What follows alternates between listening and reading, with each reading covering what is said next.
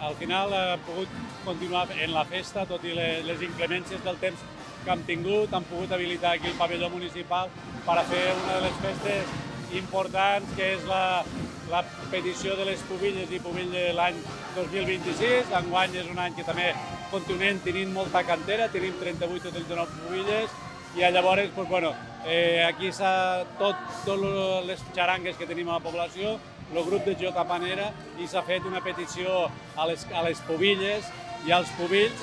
El sistema tradicional, que ha sigut cantant les rondalles, no ho hem pogut fer a casa, anar a buscar-los a casa, però ho hem fet aquí al pavelló, i demà se farà l'elecció del pubill i la pubilla major.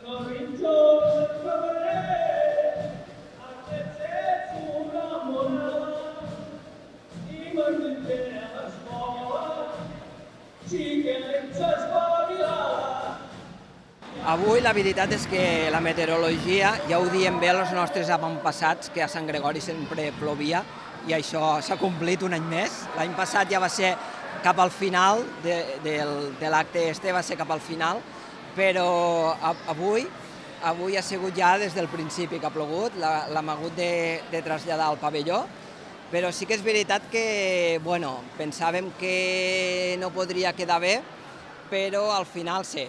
Sí que és veritat que ha sigut un acte més formal de com és, perquè solem anar per les cases, solem interactuar més en les famílies, i avui això no ha pogut ser, però ha sigut un acte igual molt bonic. El que no volíem és que es quedés sense fer, perquè les pubilles i els pubills se mereixen que els anéssim a cantar, a ballar, a fer la festa, i aquesta alternativa ha sigut una solució que ha anat bé. La veritat és que sí. Com heu vist, és un acte, ha quedat una mica seriós avui. És molt més divertit quan anem per les cales de les pubilles, perquè anem ballant, anem fent un passacarrers, dona animació a tots els carrers, se fan 3 recorreguts i anem per tot el poble, aplenant el poble de música i de ball. Saludem a les famílies, anem a buscar les pubilles, i és un acte molt bonic. Avui ho hem salvat com ho hem pogut, però crec que també hem fet honra a lo que són a les pubilles i a les famílies.